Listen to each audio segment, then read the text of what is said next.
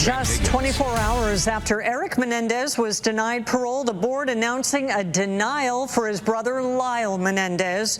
We've been covering these back-to-back hearings on the Menendez brothers since the early morning hours Thursday into tonight. The brothers have been behind bars for decades after murdering their parents in 1989. Both of the brothers appeared virtually for their respective hearings. ABC 10 News investigative reporter Austin Grabish has been at Donovan State Prison all day tracking the hearing. He breaks down this hearing for us. In a major blow to his quest for freedom, Lyle Menendez is not getting parole. Even though there was a lot of family and public support for the release of the Menendez brothers, Nathan Hockman in the DA's office made a really compelling argument how they didn't act in self-defense and that they weren't remorseful.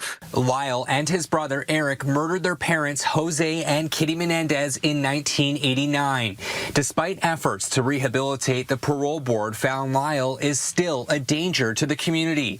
The decision comes a day after the board denied his brother parole.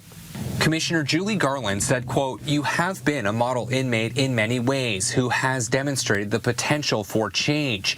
But despite all those outward positives, we see you still struggle with antisocial personality traits like deception, minimization, and rule breaking that lie beneath the positive surface." On Friday, Lyle told the parole board his mom sexually abused him.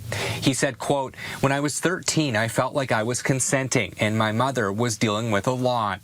Adding, "I didn't see it as abuse, really. I just saw it as something special between my mother and I, so I don't like to talk about it that way." The shotgun murders at the family's Beverly Hills home 36 years ago captivated the nation.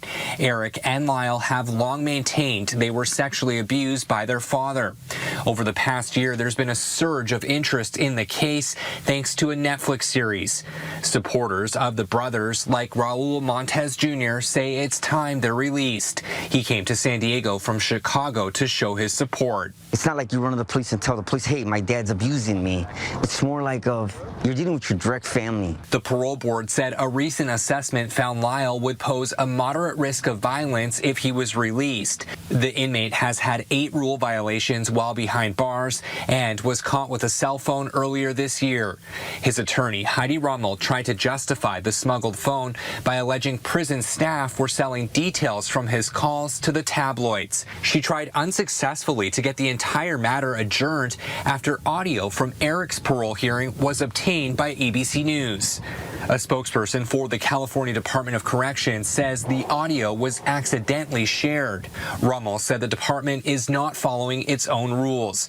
"We are sitting here asking Mr. Menendez to follow rules, and in the middle of this hearing we find out the department is not following its own rules. It's outrageous." Governor Gavin Newsom could veto this decision, but with a potential presidential run in his future, any move by the governor will have to be carefully calculated.